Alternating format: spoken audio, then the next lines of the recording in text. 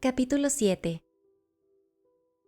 Aquella noche, por alguna razón, el teatro estaba abarrotado, y el gordo empresario judío que lo recibió en la puerta, sonriendo trémulamente de oreja a oreja con expresión untuosa, procedió a escoltarlos hasta el palco con pomposa humildad, agitando sus gruesas manos enjolladas y hablando a voz en grito. Dorian Gray sintió que le desagradaba más que nunca. Le pareció que viniendo en busca de Miranda, se había encontrado con Caliban. A Lord Henry, por el contrario, más bien le gustó. Al menos eso fue lo que dijo, e insistió en estrecharle la mano, asegurándole que estaba orgulloso de conocer al hombre que había descubierto a una joya de la interpretación y que se había arruinado a causa de un poeta. Hallward se divirtió con los rostros del patio de butacas. El calor era insoportable, y la enorme lámpara ardía como una dalia monstruosa con pétalos de fuego amarillo. Los jóvenes del paraíso se habían quitado chaquetas y chalecos, colgándolos de las barandillas. Hablaban entre sí de un lado a otro del teatro y compartían sus naranjas con las llamativas chicas que los acompañaban. Algunas mujeres reían en el patio de butacas, con voces chillonas y discordantes. Desde el bar llegaba el ruido del descorchar de las botellas. «¡Qué lugar para encontrar a una diosa!», dijo Lord Henry. «Es cierto», respondió Dorian Gray, «pero fue aquí donde la encontré, y Sibyl es la encarnación de la divinidad. Cuando actúe, te olvidarás de todo. Esas gentes vulgares y toscas, de rostros primitivos y gestos brutales, se transforman cuando Sibyl está en el escenario. Callan y escuchan, lloran y ríen cuando Sibyl quiere que lo hagan. Consigue que respondan como las cuerdas de un violín. Los espiritualiza y se siente que están hechos de la misma carne y sangre que nosotros». «La misma carne y sangre que nosotros. Espero que no», exclamó Lord Henry, que observaba a los ocupantes del paraíso con sus gemelos de teatro. «No le hagas caso, Dorian», dijo el pintor. «Yo sí entiendo lo que quieres decir. Y estoy convencido de que esa chica es como dices. La mujer a quien tú ames ha de ser maravillosa, y cualquier muchacha que consiga el efecto que describes ha de ser espléndida y noble. Espiritualizar a la propia época, eso es algo que merece la pena. Si Sibyl es capaz de dar un alma a quienes han vivido sin ella, si crea un sentimiento de belleza en personas cuyas vidas han sido sórdidas y miserables, si los libera de su egoísmo y les presta lágrimas por sufrimientos que no son suyos, se merece toda tu adoración, se merece la adoración del mundo entero. Tu matrimonio con ella es un acierto. Al principio no lo creía así, pero ahora lo veo de otra manera. Los dioses han hecho a Sibyl Vane para ti. Sin ella hubieras quedado incompleto». «Gracias, Basil», respondió Dorian Gray, dándole un apretón de manos. «Sabía que me entenderías. Harry es tan cínico que me aterra. Pero aquí llega la orquesta. Aunque espantosa, solo toca unos 5 minutos aproximadamente. Luego se levanta el telón, y veréis a la muchacha a quien voy a dar toda mi vida, y a la que ya he dado todo lo bueno que hay en mí». Un cuarto de hora después, acompañada de unos aplausos estruendosos, Sibyl Vane apareció en el escenario. Sí, no había duda de su encanto. Era, pensó Lord Henry, una de las criaturas más encantadoras que había visto nunca. Había algo de gacela en su gracia tímida y en sus ojos sorprendidos. Un ligero arrebol, como la sombra de una rosa en un espejo de plata, se asomó a sus mejillas cuando vio el teatro abarrotado y entusiasta. Retrocedió unos pasos y pareció que le temblaban los labios. Basil Hallward se puso en pie y empezó a aplaudir. Inmóvil como en un sueño, Dorian Gray siguió sentado, mirándola fijamente. Lord Henry la examinó con sus gemelos y murmuró: «Encantadora, encantadora». La acción transcurría en el vestíbulo de la casa de los Capuleto, y Romeo, vestido de peregrino, había entrado con Mercutio y sus amigos. Los músicos tocaron unos compases de acuerdo con sus posibilidades y comenzó la danza. Entre la multitud de actores desangelados y pobremente vestidos, Sybil Vane se movía como una criatura de un mundo superior. Su cuerpo se agitaba al bailar, como se mueve una planta dentro del agua. Las ondulaciones de su garganta eran las ondulaciones de un lirio blanco. Sus manos parecían hechas de sereno marfil, y sin embargo, resultaba curiosamente apática. No manifestó signo alguno de alegría cuando sus ojos se posaron sobre Romeo. Las pocas palabras que tenía que decir. Buen peregrino, no reproches tanto a tu amo un fervor tan verdadero. Si juntan manos peregrino y santo, palma con palma es beso de palmero. Junto con el breve diálogo que sigue, fueron pronunciadas de manera completamente artificial. La voz era exquisita, pero desde el punto de vista de tono, absolutamente falsa. La coloración era equivocada, privaba de vida a los versos, hacía que la pasión resultase irreal. Dorian Gray fue palideciendo mientras la contemplaba. Estaba desconcertado y lleno de ansiedad. Ninguno de sus amigos se atrevía a decir nada. Sybil le parecía absolutamente incompetente. Se sentían horriblemente decepcionados. De todos modos, comprendían que la verdadera prueba de cualquier Julieta es la escena del balcón en el segundo acto. Esperarían a que llegara. Si fallaba allí, todo habría acabado. De nuevo estaba encantadora cuando reapareció al claro de luna. Eso no se podía negar, pero lo forzado de su interpretación resultaba insoportable y fue empeorando con el paso del tiempo. Sus gestos se hicieron absurdamente artificiales. Subrayaba excesivamente todo lo que tenía que decir. El hermoso pasaje. La noche me oculta con su velo, si no, el rubor teñiría mis mejillas por lo que antes me has oído decir. Fue declamando con la penosa precisión de una colegiala, a quien ha enseñado a recitar un profesor de elocución de tercera categoría, y cuando se asomó al balcón y llegó a los maravillosos versos: aunque seas mi alegría, no me alegra nuestro acuerdo de esta noche, demasiado brusco, imprudente, repentino, igual que el relámpago, que cesa antes de poder nombrarlo. Amor, buenas noches. Con el aliento del verano, este brote amoroso puede dar bella flor cuando volvamos a vernos. Dijo las palabras como si carecieran por completo de sentido. No era nerviosismo. De hecho, lejos de estar nerviosa, parecía absolutamente dueña de sí misma. Era sencillamente una mala interpretación, y Sybil un completo desastre. Incluso el público del patio de butacas y del paraíso, vulgar y sin educación, había perdido interés por la obra. Incómodos, empezaban a hablar en voz alta y a silbar. El empresario judío, de pie tras los asientos del primer anfiteatro, golpeaba el suelo con los pies y protestaba indignado. Tan solo Sybil permanecía indiferente. Al término del segundo acto se produjo una tormenta de silbidos. Lord Henry se levantó de su asiento y se puso el gabán. «Es muy hermosa, Dorian», dijo, «pero incapaz de interpretar. Vámonos». «Voy a quedarme hasta el final», respondió el joven con una voz crispada y llena de amargura. «Siento mucho haberos hecho perder la velada. Os pido disculpas a los dos». «Mi querido Dorian, a mí me parece que la señorita Vane está enferma», interrumpió Hallward. «Vendremos otra noche». «Ojalá estuviera enferma», replicó Dorian Gray. «Pero a mí me ha parecido sencillamente insensible y fría. Ha cambiado por completo. Anoche era una gran artista, hoy es una actriz vulgar, mediocre». «No hables así de alguien a quien amas, Dorian. El amor es más maravilloso que el arte». «Las dos son formas de imitación», señaló Lord Henry. «Pero será mejor que nos vayamos. No debes seguir aquí por más tiempo, Dorian. No es bueno para la moral ver una mala interpretación.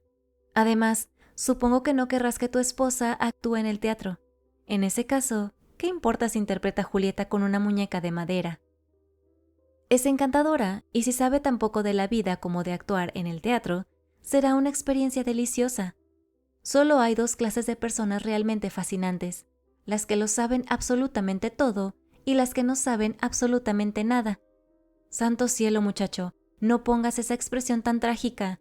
El secreto para conservar la juventud es no permitirse ninguna expresión impropia. Ven al club con Basil y conmigo. Fumaremos cigarrillos y beberemos para celebrar la belleza de Sibyl Vane, que es muy hermosa. ¿Qué más puedes querer? Vete, Harry, exclamó el joven. Quiero estar solo. Y tú también, Basil. ¿Es que no ves que se me está rompiendo el corazón? Lágrimas ardientes le asomaron a los ojos, le temblaban los labios y dirigiéndose al fondo del palco, se apoyó contra la pared, escondiendo la cara entre las manos. Vamos, Basil, dijo Lord Henry con una extraña ternura en la voz. Un instante después habían desaparecido. Casi enseguida se encendieron las candilejas y se alzó el telón para el tercer acto. Dorian Gray volvió a su asiento. Estaba pálido, pero orgulloso e indiferente. La obra se fue arrastrando interminable. La mitad del público abandonó la sala, haciendo ruido con sus pesadas botas y riéndose. La representación había sido un fiasco total. El último acto se interpretó ante una sala casi vacía. Una risa contenida y algunas protestas saludaron la caída del último telón. Nada más terminar la obra, Dorian pasó entre bastidores para dirigirse al camerino de la actriz. Encontró allí a Sibyl, con una expresión triunfal en el rostro y los ojos llenos de fuego. Estaba radiante, sonreía, los labios ligeramente abiertos a causa de un secreto muy personal. Al entrar Dorian, la muchacha lo miró y apareció en su rostro una expresión de infinita alegría. «¡Qué mal he actuado esta noche, Dorian!», exclamó. «Horriblemente mal», respondió él, contemplándola asombrado. «Espantoso, ha sido terrible. ¿Estás enferma? No puedes hacerte idea de lo que ha sido. No te imaginas cómo he sufrido». La muchacha sonrió. «Dorian», respondió, acariciando el nombre del amado con la prolongada música de su voz, como si fuera más dulce que miel para los rojos pétalos de su boca. «Dorian, deberías haberlo entendido, pero ahora lo entiendes ya, ¿no es cierto?» «¿Entender qué?», preguntó él, colérico. «El porqué de que lo haya hecho tan mal esta noche, el porqué de que ahora en adelante lo haga siempre mal, el porqué de que no vuelva nunca a actuar bien». Dorian se encogió de hombros. «Supongo que estás enferma. Cuando estés enferma no deberías actuar. Te pones en ridículo. Mis amigos se han aburrido. Yo me he aburrido». Sibyl parecía no escucharlo. Estaba transfigurada por la alegría, dominada por un éxtasis de felicidad. «Dorian», exclamó, «antes de conocerte, actuar era la única realidad de mi vida. Solo vivía para el teatro. Creía que todo lo que pasaba en el teatro era verdad. Era Rosalinda una noche y Porcia otra. La alegría de Beatriz era mi alegría, e igualmente mías las penas de Cordelia. Lo creía todo. La gente vulgar que trabajaba conmigo me parecía tocada de divinidad. Los decorados eran mi mundo. Solo sabía de sombras, pero me parecían reales. Luego llegaste tú, mi maravilloso amor, y sacaste a mi alma de su prisión. Me enseñaste qué es la realidad. Esta noche, por primera vez en mi vida, he visto el vacío, la impostura, la estupidez del espectáculo sin sentido en el que participaba. Hoy, por vez primera, me he dado cuenta de que Romeo era horroroso, viejo, y de que iba maquillado, que la luna sobre el huerto era mentira, que los decorados eran vulgares y que las palabras que decía eran irreales, que no eran mías, no eran lo que yo quería decir. Tú me has traído algo más elevado, algo de lo que todo el arte no es más que un reflejo. Me has hecho entender lo que es de verdad el amor. Amor mío, mi príncipe azul, príncipe de mi vida, me he cansado de las sombras. Eres para mí más de lo que pueda ser nunca el arte. ¿Qué tengo yo que ver con las marionetas de una obra? Cuando he salido a escena esta noche, no entendía cómo era posible que me hubiera quedado sin nada. Pensaba hacer una interpretación maravillosa y de pronto he descubierto que era incapaz de actuar. De repente, he comprendido lo que significa amarte. Saberlo me ha hecho feliz. He sonreído al oír protestar a los espectadores. ¿Qué saben ellos de un amor como el nuestro? Llévame lejos, Dorian. Llévame contigo a donde podamos estar completamente solos. Aborrezco el teatro. Sé imitar una pasión que no siento, pero no la que arde dentro de mí como un fuego. Dorian, Dorian, ¿no entiendes lo que significa? Incluso aunque pudiera hacerlo, sería para mí una profanación representar que estoy enamorada. Tú me has hecho verlo. Dorian se dejó caer en el sofá y evitó mirarla. «Has matado mi amor», murmuró. Sybil lo miró asombrada y se echó a reír. El muchacho no respondió. Ella se acercó y con una mano le acarició el pelo. A continuación se arrodilló y se apoderó de sus manos, besándolas. Dorian las retiró, estremecido por un escalofrío. Luego se puso en pie de un salto, dirigiéndose hacia la puerta. «Sí», exclamó, «has matado mi amor. Eras un estímulo para mi imaginación. Ahora ni siquiera despiertas mi curiosidad. No tienes ningún efecto sobre mí.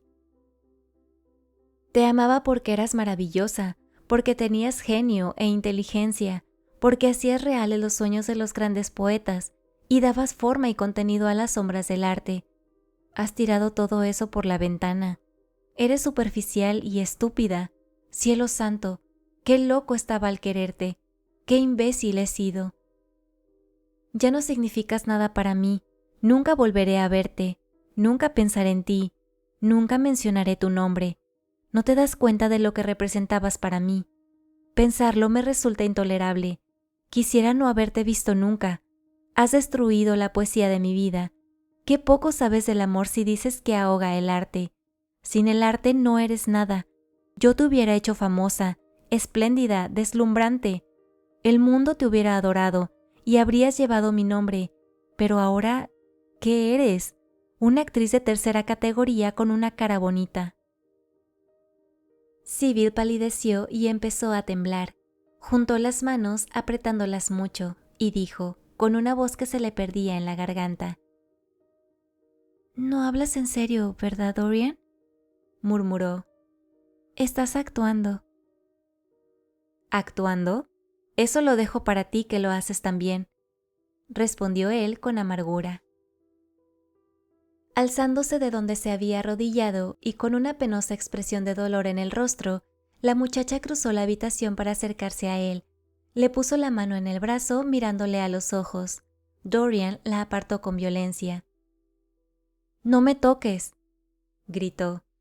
A Sybil se le escapó un gemido apenas audible mientras se arrojaba a sus pies, quedándose allí como una flor pisoteada. «No me dejes, Dorian», susurró. «Siento no haber interpretado bien mi papel. Pensaba en ti todo el tiempo, pero lo intentaré, claro que lo intentaré. Se me presentó tan de repente mi amor por ti. Creo que nunca lo habría sabido si no me hubieras besado, si no nos hubiéramos besado. Bésame otra vez, amor mío. No te alejes de mí, no lo soportaría. No me dejes. Mi hermano... No, es igual. No sabía lo que decía. Era una broma, pero tú... ¿no me puedes perdonar lo que ha pasado esta noche? Trabajaré muchísimo y me esforzaré por mejorar. No seas cruel conmigo, porque te amo más que a nada en el mundo. Después de todo, solo he dejado de complacerte en una ocasión. Pero tienes toda la razón, Dorian. Tendría que haber demostrado que soy un artista». Qué cosa tan absurda, aunque, en realidad, no he podido evitarlo. No me dejes, por favor. Un ataque de apasionados sollozos la atenazó. Se encogió en el suelo como una criatura herida, y los labios bellamente dibujados de Dorian Gray, mirándola desde lo alto, se curvaron en un gesto de consumado desdén. Las emociones de las personas que se ha dejado de amar siempre tienen algo de ridículo. Sybil Vane le resultaba absurdamente melodramática. Sus lágrimas y sus sollozos le importunaban. «Me voy», dijo por fin con voz clara y tranquila. «No quiero parecer descortés, pero me será imposible volverte a ver. Me has decepcionado». Sybil lloraba en silencio, pero no respondió. Tan solo se arrastró para acercarse más a Dorian. Extendió las manos ciegamente, dando la impresión de buscarlo. El muchacho se dio la vuelta y salió de la habitación. Unos instantes después había abandonado el teatro. Apenas supo dónde iba.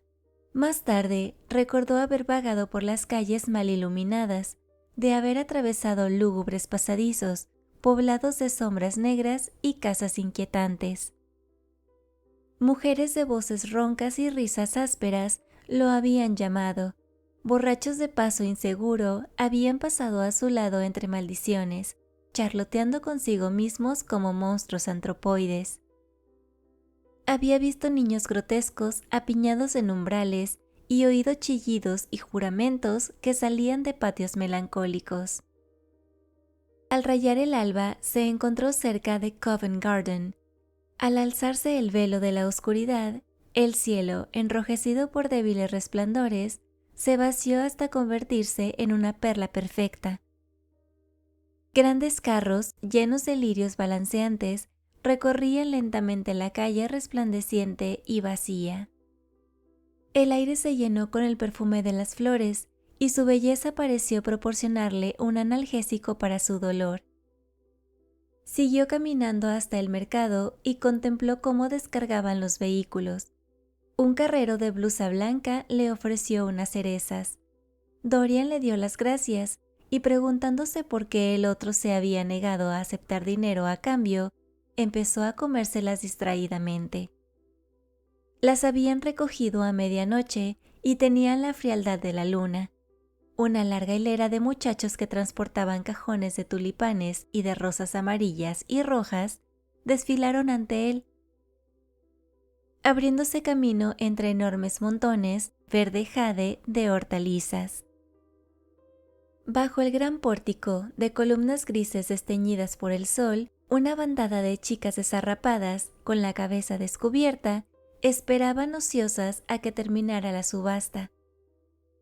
Otras se amontonaban alrededor de las puertas batientes del café de la piazza. Los pesados percherones se resbalaban y golpeaban con fuerza los ásperos adoquines, agitando sus arneses con campanillas. Algunos de los cocheros dormían sobre montones de sacos. Con sus cuellos metálicos y sus patas rosadas, las palomas corrían de acá para allá picoteando semillas. Después de algún tiempo, Dorian Gray paró un coche de punto que lo llevó a su casa.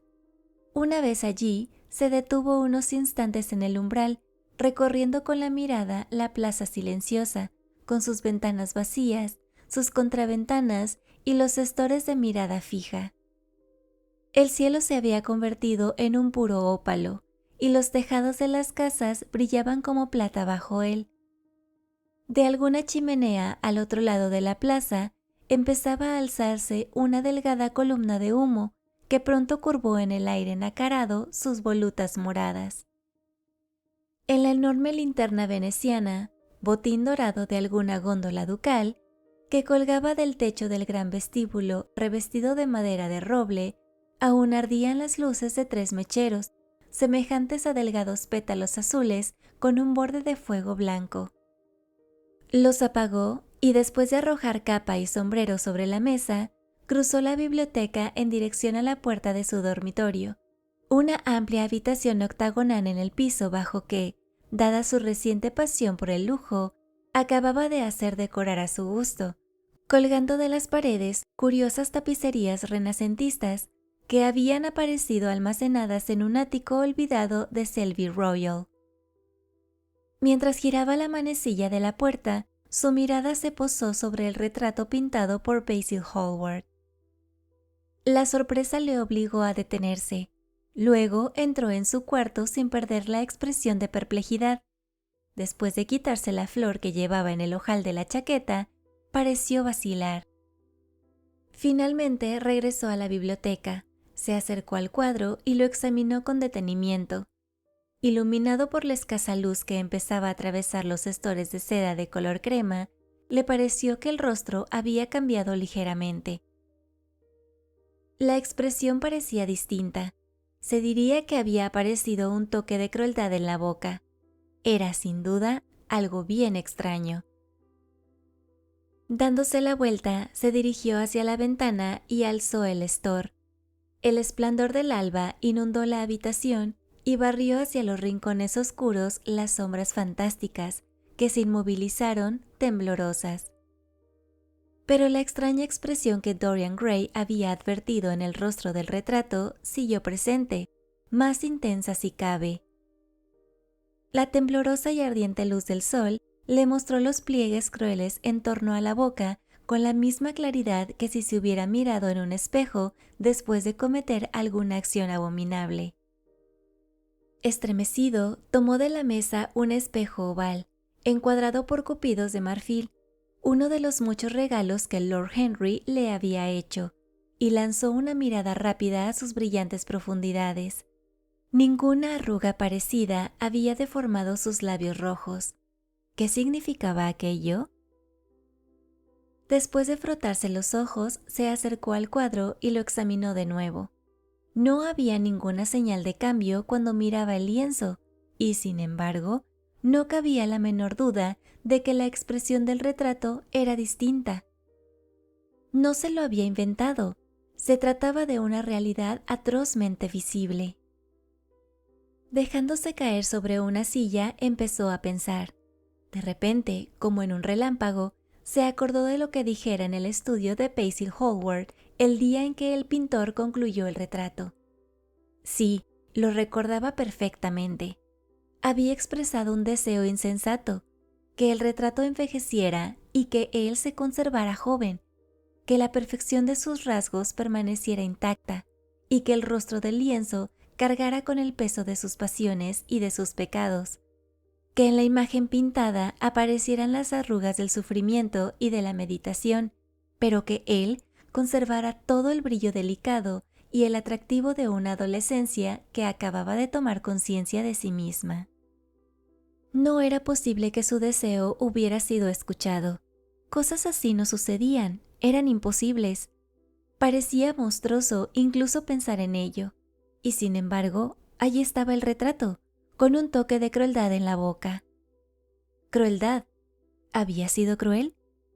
Sibyl era la culpable y no él. La había soñado gran artista, y por creerla grande le había entregado su amor. Pero Sibyl le había decepcionado, demostrando ser superficial e indigna. Y sin embargo, un sentimiento de infinito pesar se apoderó de él, al recordarla acurrucada a sus pies y sollozando como una niñita. Rememoró con cuánta indiferencia la había contemplado. ¿Por qué la naturaleza le había hecho así? ¿Por qué se le había dado un alma como aquella? Pero también él había sufrido. Durante las 3 terribles horas de la representación, había vivido siglos de dolor, eternidades de tortura. Su vida bien valía la de Sibyl. Ella lo había maltratado, aunque Dorian le hubiera infligido una herida duradera. Las mujeres, además, estaban mejor preparadas para el dolor. Vivían de sus emociones, solo pensaban en sus emociones. Cuando tomaban un amante, no tenían otro objetivo que disponer de alguien a quien hacer escenas. Lord Henry se lo había explicado, y Lord Henry sabía cómo eran las mujeres. ¿Qué razón había para preocuparse por Sibyl Vane? Ya no significaba nada para él. Pero, ¿y el retrato? ¿Qué iba a decir del retrato? El lienzo de Basil Hallward contenía el secreto de su vida, narraba su historia, le había enseñado a amar su propia belleza. ¿Le enseñaría también a aborrecer su propia alma? ¿Volvería alguna vez a mirarlo? No, se trataba simplemente de una ilusión que se aprovechaba de sus sentidos desorientados. La horrible noche pasada había engendrado fantasmas. De repente, esa minúscula mancha escarlata que vuelve locos a los hombres se había desplomado sobre su cerebro. El cuadro no había cambiado, era locura pensarlo. Sin embargo, el retrato seguía contemplándolo, con el hermoso rostro deformado por una cruel sonrisa. Sus cabellos resplandecían brillantes bajo el sol matinal. Los ojos azules del lienzo se clavaban en los suyos. Un indecible sentimiento de compasión le invadió, pero no por él, sino por aquella imagen pintada. Ya había cambiado y aún cambiaría más. El oro se marchitaría en gris. Las rosas, rojas y blancas, morirían. Por cada pecado que cometiera, una mancha vendría a ensuciar y a destruir su belleza, pero no volvería a pecar. El cuadro, igual o distinto, sería el emblema visible de su conciencia. Resistiría a la tentación. Nunca volvería a ver a Lord Henry. No volvería a escuchar, al menos, aquellas teorías sutilmente ponzoñosas que, en el jardín de Basil Hallward, habían despertado en él por vez primera el deseo de cosas imposibles. Volvería junto a Sybil Vane, le pediría perdón, se casaría con ella, se esforzaría por amarla de nuevo. Sí, era su deber hacerlo. Sin duda, había sufrido más que él. Pobre chiquilla, qué cruel y egoísta había sido. La fascinación que provocara en él renacería. Serían felices juntos. Su vida con ella sería hermosa y pura. Se levantó de la silla y colocó un biombo de grandes dimensiones delante del retrato, estremeciéndose mientras lo contemplaba. ¡Qué horror!, murmuró, y acercándose a la puerta que daba al jardín, la abrió. Al pisar la hierba, respiró hondo. El frescor del aire matutino pareció ahuyentar todas sus sombrías pasiones. Pensaba solo en Sybil. Un débil eco del antiguo amor reapareció en su pecho. Repitió muchas veces su nombre. Los pájaros que cantaban en el jardín empapado de rocío parecían hablar de ella a las flores.